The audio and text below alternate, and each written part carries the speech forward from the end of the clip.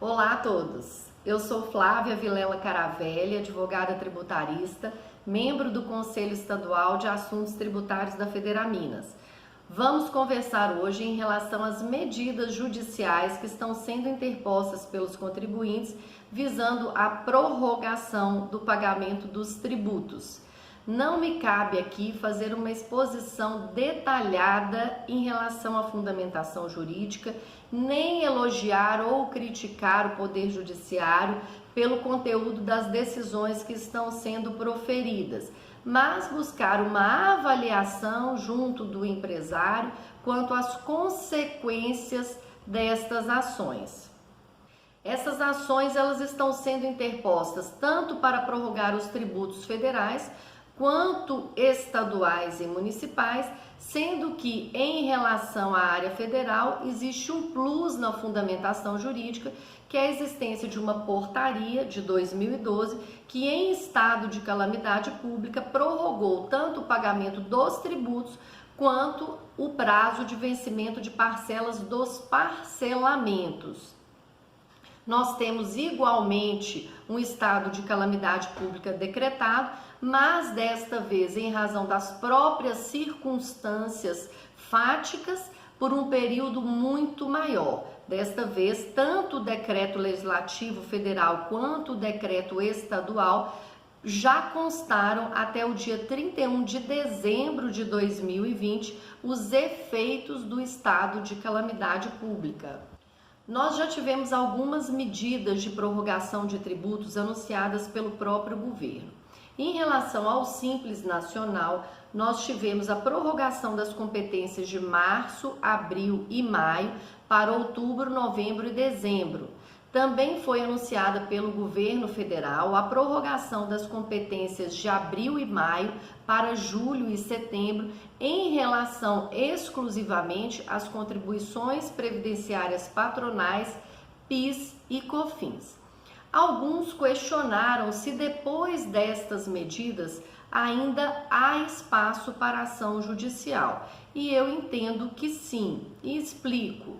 Primeiramente, em relação ao objeto, as ações judiciais interpostas pelos contribuintes, elas visam prorrogar o pagamento da integralidade dos impostos federais, que envolvem mais tributos do que as medidas anunciadas de prorrogação pelo governo. Segundo, as medidas judiciais, elas também pedem a inclusão dos parcelamentos para prorrogar o vencimento das parcelas dos parcelamentos em cursos pelo contribuinte.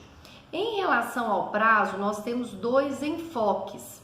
Primeiramente, qual é o período em que essas prorrogações seriam vigentes? As ações dos contribuintes, elas solicitam como pedido principal e mais vantajoso que durante todo o estado de calamidade seja prorrogado o pagamento dos tributos. E em relação a quanto tempo será prorrogado este pagamento, os contribuintes pedem como um pedido maior e principal que seja após o final da calamidade, mas a maioria das decisões, acolhendo um pedido sucessivo, tem concedido a prorrogação pelo prazo de 3 meses a partir do vencimento.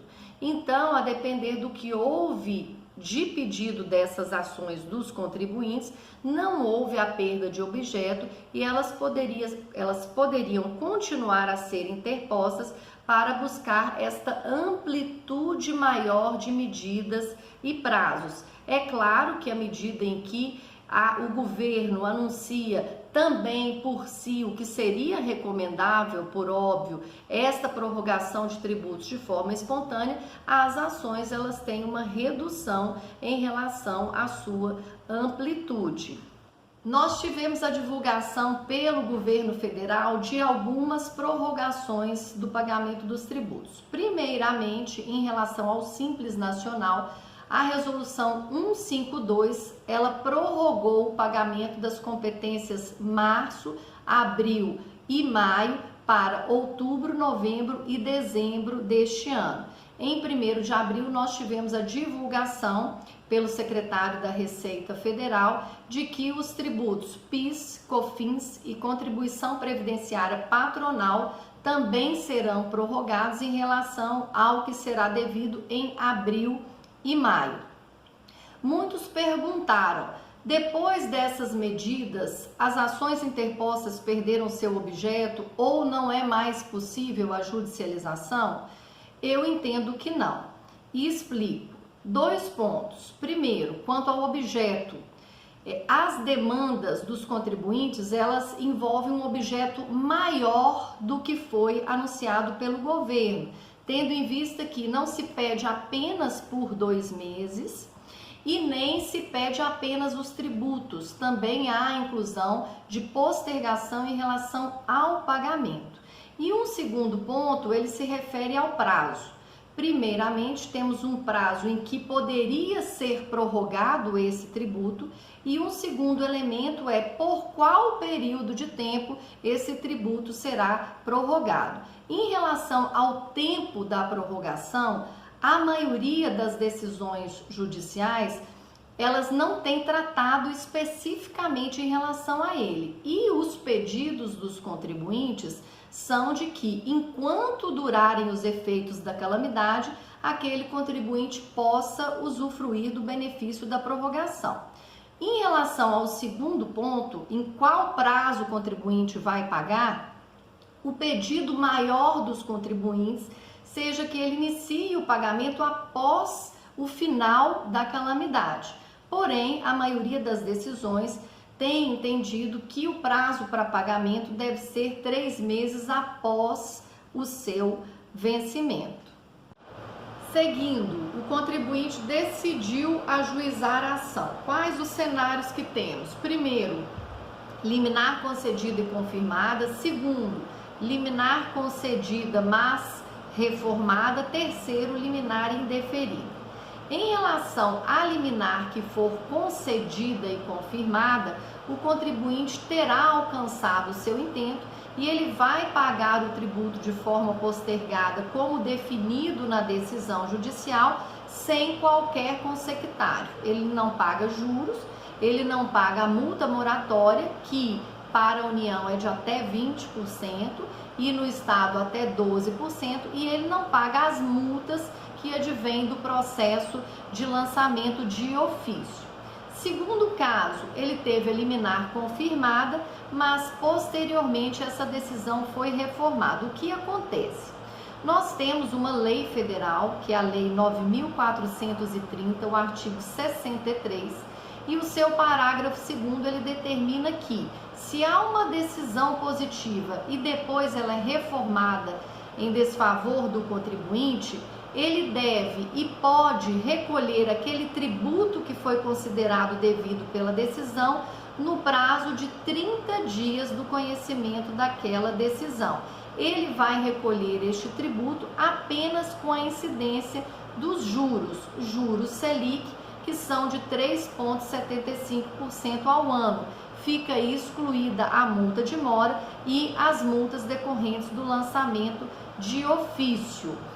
Há um porém que ele vai ter que pagar todo o tributo que não foi adimplido durante o período que aquela liminar teve eficácia. Então há necessidade de um provisionamento ou mesmo de uma avaliação de riscos em relação ao momento futuro em que, se esta decisão for revertida, o contribuinte fará o pagamento do seu tributo.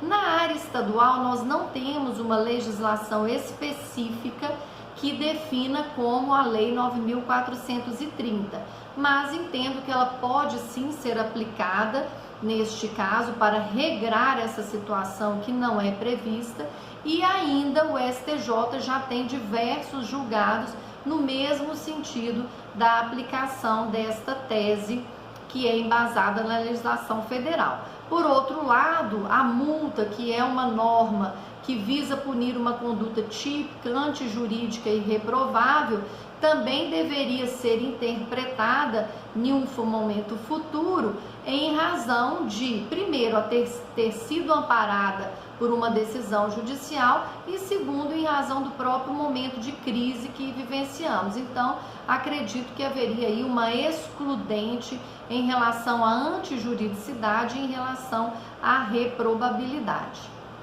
Por fim, se o contribuinte não tiver a decisão liminar, o tributo vai ser pago ou deveria ser pago no momento do seu vencimento. Caso não seja, ele vai ter, quando for pago, os consectários, as multas de mora, os juros e, se houver um lançamento, as multas de ofício. Caso venha no futuro a haver alguma anistia, estes consectários poderiam ser excluídos, mas não é algo que a gente pode confiar e ter segurança que aconteça. Finalizando, eu quero reforçar o caráter de orientação deste vídeo e dizer que é uma decisão individual de cada contribuinte definir se judicializa ou não a questão da prorrogação dos pagamentos dos tributos, em conjunto com a sua assessoria e gestão, avaliando a situação individual de cada um. A Federaminas, enquanto órgão representativo das associações comerciais e empresariais, está atuando de forma incessante perante o poder público para que possa obter para todos as medidas necessárias para amenizar os efeitos desta crise. Eu agradeço muito a atenção de vocês e me coloco à disposição para esclarecer o que for necessário a quem assistir ao vídeo.